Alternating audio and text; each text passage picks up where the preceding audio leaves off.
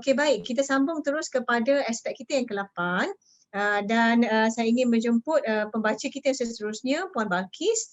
Saya lihat Puan Balkis dah ada di talian. Puan Balkis dah bersedia ya, Puan? Okey, baik. Silakan Puan. Boleh Puan, tapi macam sangkut-sangkut sikit.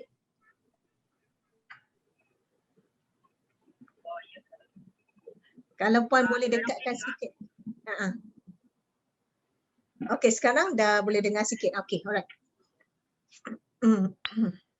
Hello, boleh dengar? Okey, sekarang lebih baik Puan. Sekarang lebih baik.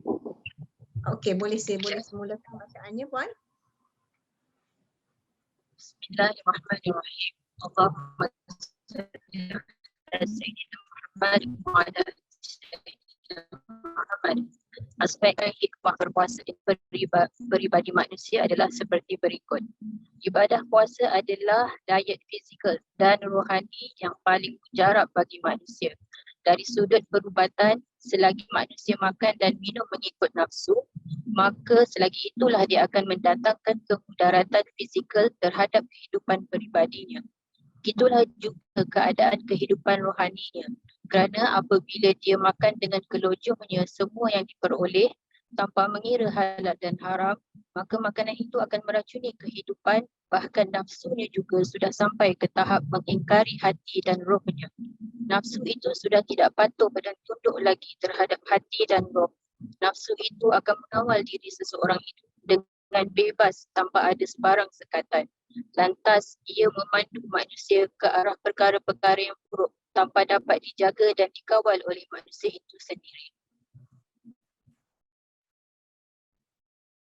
Melalui amalan berpuasa pada bulan Ramadan, nafsu akan terbiasa dengan diet tertentu. Ia akan berusaha menjadi berdisiplin dan belajar mentaati suruhan. Selanjutnya, ia tidak akan mengundang penyakit yang disebabkan oleh perut yang kekenyangan dan yang disumbat dengan pelbagai jenis makanan sebelum makanan yang terdahulu dapat dihadamkan. Ia juga akan beroleh kekuatan untuk mendengar perintah yang datang dari akal dan syarak serta berusaha menghindarkan diri daripada terjatuh ke lembah yang haram dan berusaha untuk tidak mengeruhkan kehidupan maknawinya. Selain itu, pada kebiasaannya, kebanyakan manusia kerap menderita kelaparan. Oleh itu, mereka memerlukan satu latihan berbentuk kelaparan dan disiplin yang dapat membiasakan manusia bersabar dan mampu menanggung kesusahan. Puasa pada bulan Ramadan merupakan satu latihan. Ia merupakan satu proses membiasakan diri untuk berpuasa dan bersabar menahan lapar selama 15 jam atau 24 jam bagi mereka yang tidak sempat bersahur. Oleh itu, puasa merupakan ubat yang mujarab untuk mengubat kegelisahan dan kegopohan manusia dan ketidakupayaan mereka untuk menanggung perkara-perkara yang boleh menambahkan lagi musibah dan dugaan. Itu juga dengan perut. Dia bagaikan sebuah kilang yang mempunyai ramai pekerja. Di dalam badan manusia itu terdapat organ-organ yang mempunyai hubungan dan kaitan dengan perut tersebut. Sekiranya bahagian dalaman badan tidak berhenti melakukan aktiviti pada waktu siang selama sebulan, maka perkara ini akan menyebabkan pekerja-pekerja tersebut lupa tugas khusus mereka. Ia akan membuatkan mereka lalai dan lupa. Ia akan menjadikan mereka di bawah pengaruh nafsu. Akhirnya, akibatnya, alat dan organ lain akan rosak, berserabut dan terganggu kerana bunyi dan asap tebal yang keluar dari mesin kilang maknawi tersebut. Ia akan terus-menerus mementingkan diri sendiri dan akan melupakan tugas pentingnya buat seketika. Disebabkan perkara inilah, kebanyakan para wali Allah SWT yang soleh berusaha melatih diri mereka dengan mengurangkan makan dan minum supaya mereka dapat memanjat tangga kesempurnaan. Akan tetapi, dengan berpuasa dalam bulan Ramadan, para pekerja tersebut menyedari bahawa mereka bukan dijadikan untuk kilang itu sahaja. Bahkan mereka, yakni organ dan panca indera itu juga dapat mengecapi kelazatan yang tinggi. Mereka turut dapat mengalami kesucian kerohanian seperti malaikat dalam bulan yang mulia itu.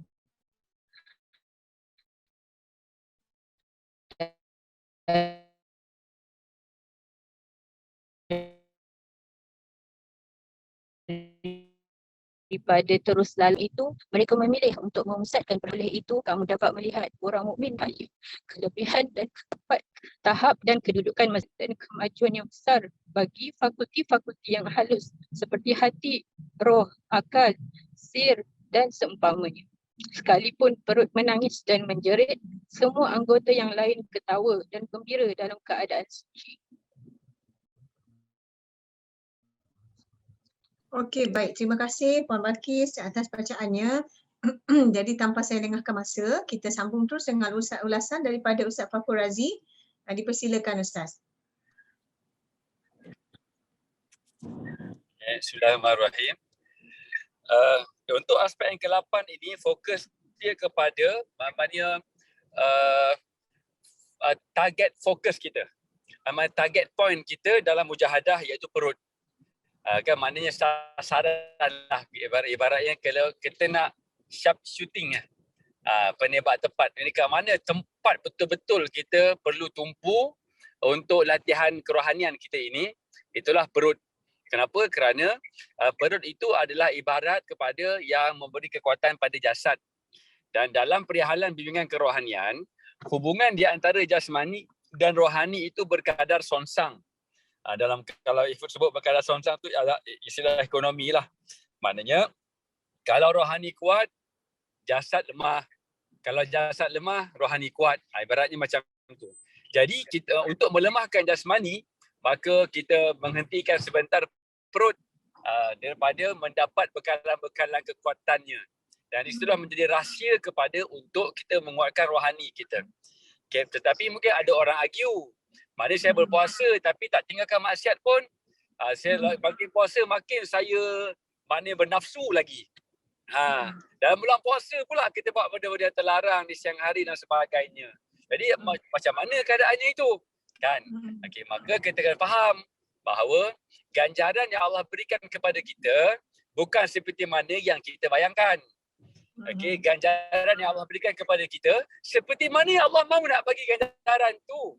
Okey, dan ganjaran sebenarnya hakikat kepada ganjaran dalam bulan Ramadan ini bukanlah mengejar amal yang pelbagai sehingga kita menghitungnya secara kuantitatif, bukan. Dan dikatakan sebagai hakikat kepada ganjaran dan bulan Ramadan itu adalah kefakiran kepada Allah.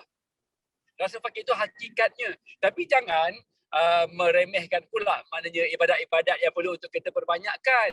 Tetapi itu hanya sempena. Kita kena faham mana yang sempena, mana yang utama.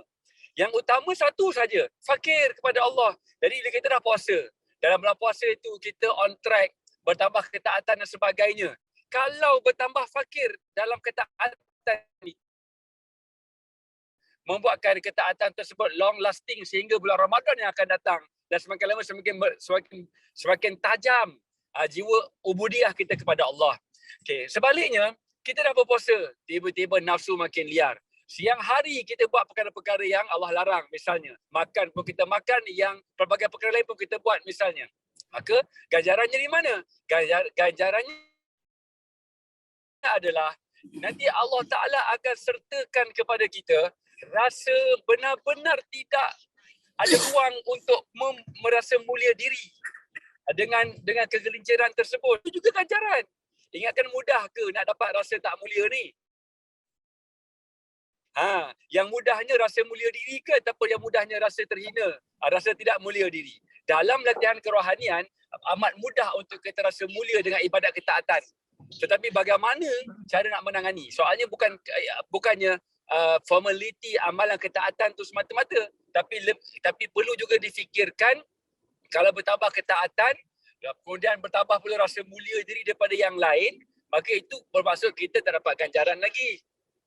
Dan benda yang perlu kepada bimbingan mursyid. untuk memahami macam mana dimensi mengalahkan nafsu ni.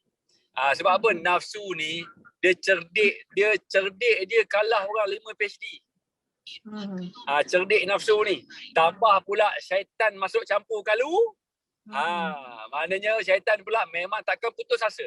Dan kita kena faham target syaitan adalah untuk kita, apa dia? Tidak teruja dengan jiwa hamba Ustaz, kepada Allah yang Maha Esa. Itu. nafsu manusia seperti profesor, bukan ada PhD lagi. Ya, betul. Okey. Silakan. Sekali lagi, minta maaf sekali lagi. Jadi untuk membuatkan kita tak teruja dengan untuk syaitan membuatkan kita maknanya tak teruja dengan pengabdian kepada Allah, dia akan palingkan kita teruja dengan ganjaran dari Allah. Itu kena faham secara halus. Nak teruja dengan ganjaran dari Allah ataupun nak teruja dengan sifat Ar-Rahman dan Ar-Rahim Allah itu sendiri. Dan benda ini aspek yang kedua, ketiga, keempat, kelima sampai ke-9 kena dibaca bersama dengan aspek yang pertama, iaitu Allah nyatakan berkenaan dengan Ar-Rahmaniyah dengan Ar-Rahimiyah yang kita ulas pada minggu lepas. Ini sudut pandang saya dari sudut bimbingan kerohanian. Dan ada pun dari sudut kefahaman daripada Risalah Nur sendiri, pastinya Prof Adam akan membantu kita memahaminya. Wallahu a'lam bishawab. Terus kita sambungkan link ulasannya terus kepada Prof Adam, ya. Silakan Prof. Terima kasih. Okey. Yang ke aspek ini biasanya yang ke-8 dia cakap untuk kehidupan peribadi manusia. Bila kita tengok ada kaitan maksudnya, hikmah puasa ada kaitan dengan kehidupan kita atau manusia. Kemudian dia beritahu kita ibadah puasa adalah diet fizikal, badan kita yang fizikal, dan rohani yang paling mujarab bagi manusia. Kenapa macam itu? Kalaulah kita nak hidup yang baik dan sehat, macam mana kita ikut doktor? Memang kalau kita nak dapat kehidupan yang baik dan sehat, dan doktor bagi kita diet, right? Dengan ini biasanya kita berdisiplin badan kita. Setuju tak? Setuju, Prof. Dan kalau macam itu, badan kita sebenarnya doktor yang hakiki, Syafi'i hakiki. Syafi'i Allah Subhanahu wa Ta'ala yang doktor yang terbaik.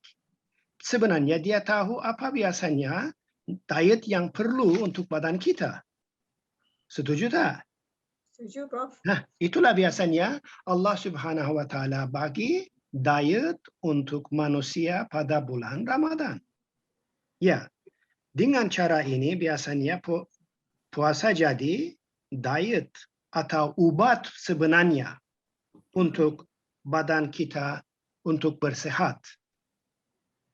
Kemudian, bila kita sebut peribadi manusia, ada dua aspek. Satu manusia yang fizikal, satu lagi kerohanian. Kerohanian macam mana? Kalaulah tiap-tiap hari makan minum, dan nafsu itu memang jadi nakal sangat. Tak ikut lagi, roh kita. Ya, dia bebas, dia boleh buat macam-macam biasanya. Dengan itu biasanya jadi bebas dan tak baik. Dan dia biasanya masa itu suruh roh kita atau biasanya hayalan kita atau fikiran kita ikut hawa nafsu sahaja. Kalaulah nak mengajar nafsu dan nak ikut arahan atau mentaati arahan, macam mana kita berdisiplin and basically kawal nafsu manusia itu. Macam mana kita boleh kawal? Dengan puasa, mengajaran puasa biasanya. Masa itulah kita beritahu bersabar dengan hawa nafsu itu. Kalaulah bersabar dengan puasa beberapa biasanya jam. Kalau tak bangun untuk sahur, 24 jam. Baru dengan itu nafsu manusia biasanya nak ikut roh atau berdisiplin sendiri. Inilah cara biasanya nak kawalkan hawa nafsu manusia dengan diet yang puasa. Ya, Allahu a'lam. Okey, baik. Terima kasih Prof ulasan Sama-sama, insyaAllah. yang sangat juga mantap daripada Prof bersama dengan Ustaz Fakhur Razi tadi, mudah-mudahan memperjelaskan lagi kita mengenai aspek ke-8 ini ya.